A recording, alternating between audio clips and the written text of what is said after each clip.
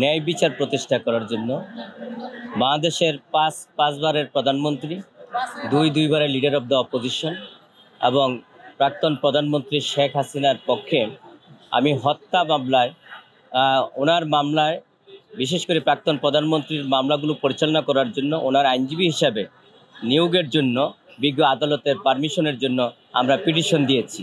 পরবর্তীতে বিজ্ঞ আদালত সেটা মঞ্জুর করেছেন এবং সেটি আইন ও বিচার ও সংসদ বিষয়ক মন্ত্রণালয়ে সেটা পাঠানোর নির্দেশনা দিয়েছেন।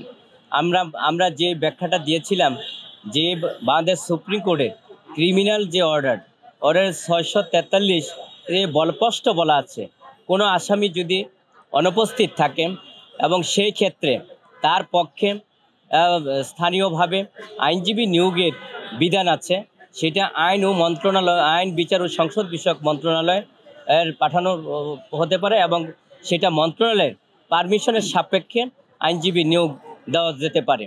এবং সেই ক্ষেত্রে সেই জন্যই আমরা আইনের শাসন প্রতিষ্ঠা করার জন্য, ন্যায় বিচারের জন্য প্রাক্তন প্রধানমন্ত্রী শেখ হাসিনার পক্ষে আমরা আইনি লড়াই করার জন্য ওনার আইনজীবী হিসাবে নিয়োগের জন্য আমরা পিটিশন দিয়েছি এবং বিজ্ঞ আদালতে সেই সাবমিশন আমরা রেখেছি। বিজ্ঞ আদালত খুব মনোযোগ সহকারে সে আমাদের বক্তব্যগুলো শুনেছেন। পরবর্তীতে উনি আদেশও দিয়েছেন যে সেটি আইন ও বিচার ও সংসদ বিষয়ক মন্ত্রণালয়ে পাঠানোর জন্য এবং সেখানকে পাঠানোর জন্য নির্দেশনা দিয়েছেন। আমরা মনে করি যে আমাদের মন্ত্রণালয় এবং সেই ব্যাপারে পারমিশন দিবেন এবং মামলা পরিচালনা করার জন্য, তাহলেই ন্যায় বিচার নিশ্চিত হবে।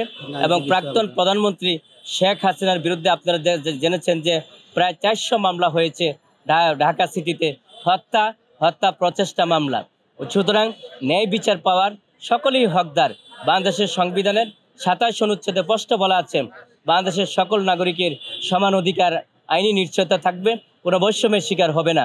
এবং সেই জন্যই আমরা মনে করেছি যে প্রাক্তন প্রধানমন্ত্রী শেখ হাসিনা ন্যায় বিচার পাওয়ার ওনার অধিকার আছে এবং অধিকার থেকে যাতে বঞ্চিত না করা হয়।